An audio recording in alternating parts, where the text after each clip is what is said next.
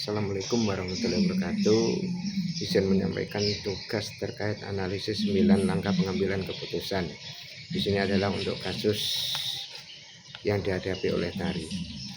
Langkah yang pertama yaitu apa saja nilai yang saling bertentangan dalam kasus tersebut. Nah, di sini adalah kasus yang pertama adalah kejujuran dan persahabatan.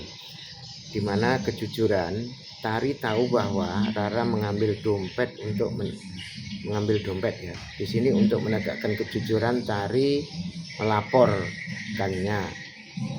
Kemudian dari kedua arti persahabatan, Rara adalah sahabat dekat Tari. Nah, demi menjaga persahabatan Rara dengan Tari, sehingga Tari ini tidak melaporkan kejadian tersebut demi menghindari konflik terhadap persahabatan yang selama ini mereka jalin. Kemudian langkah yang kedua, siapa yang terlibat? Nah, di sini yang terlibat dari pihak-pihak terkait atau pihak terlibat adalah yang pertama di sini adalah Tari. Nah, di sini Tari itu adalah yang mengalami dilema moral. Kemudian yang kedua adalah Rara. Nah, Rara ini adalah sebagai sahabat Tari yang mengambil dompet di perpustakaan tersebut. Kemudian yang ketiga ini adalah Nina, pemilik dompet yang tertinggal di perpustakaan. Kemudian yang keempat adalah Bu Sri, guru pustakawan yang mengumumkan kejadian kehilangan tersebut. Kemudian langkah 3, fakta apa saja yang relevan? Nah, di sini fakta yang relevan yang pertama yaitu Rara sedang bertugas kebersihan di perpus dan menemukan dompet. Kemudian Rara mengambil dompet tersebut dan menyimpannya dalam tas karena tidak ada orang yang melihat selain Tari. Nah, dompet itu isinya adalah uang milik Nina. Kemudian Bu Sri mengumumkannya bahwa dompet Nina itu hilang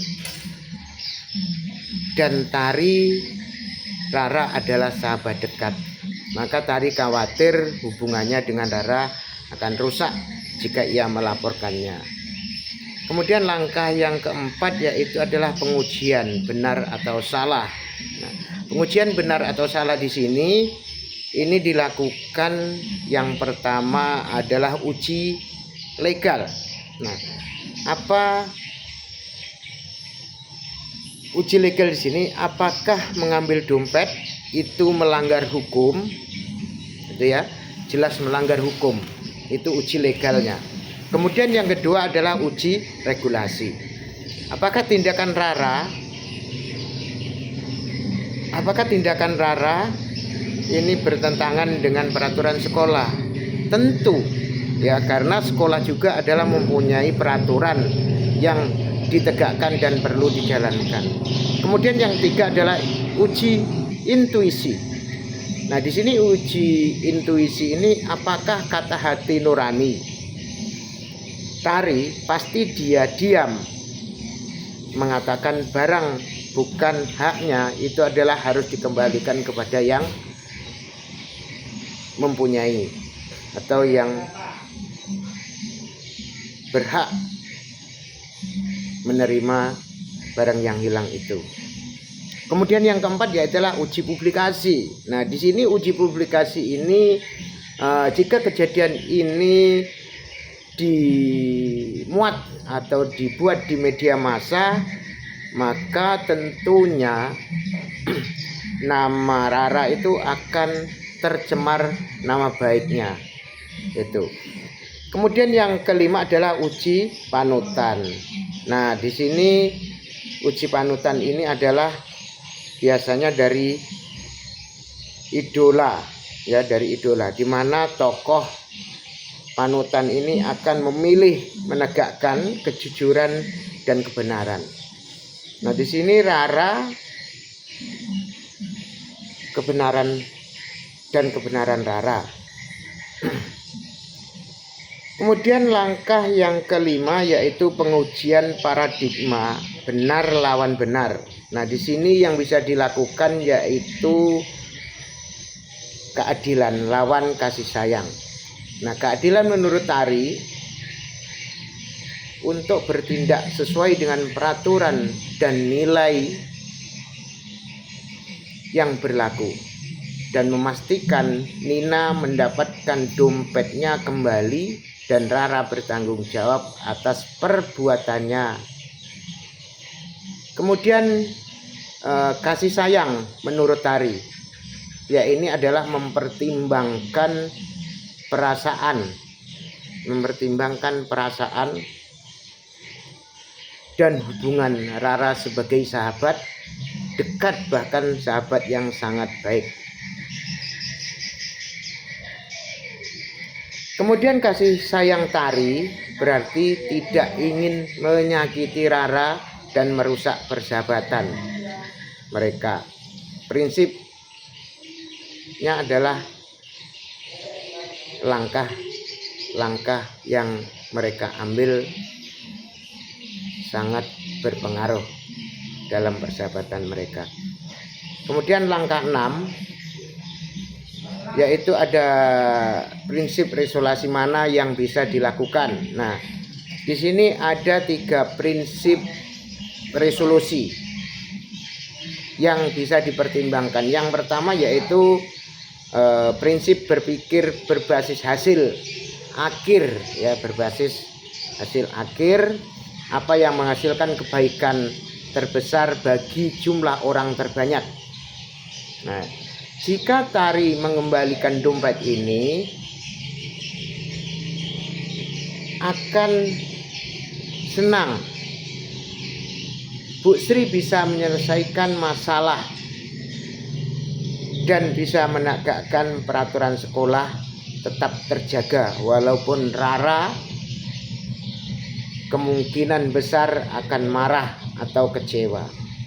Kemudian yang kedua yaitu berpikir berbasis peraturan, di mana bertindak sesuai aturan yang telah ditetapkan atau aturan sekolah dan nilai-nilai universal yaitu kejujuran.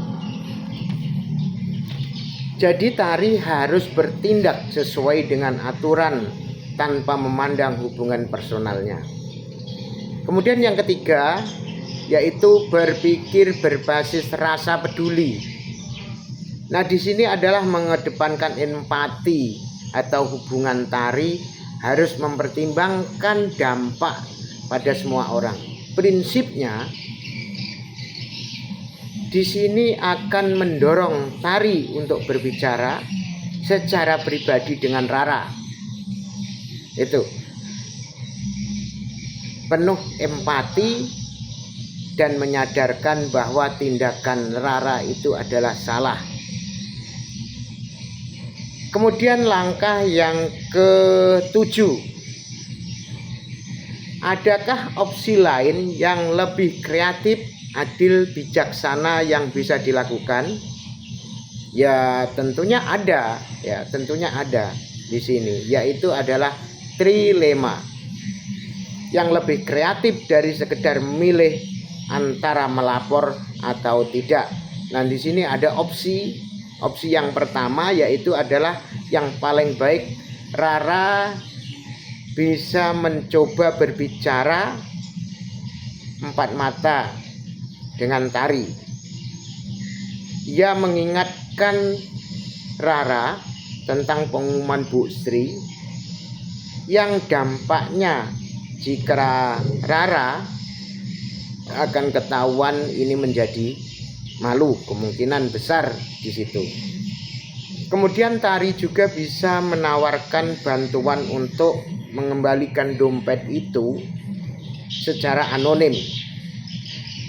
Dengan cara ini kejujuran bisa ditegakkan,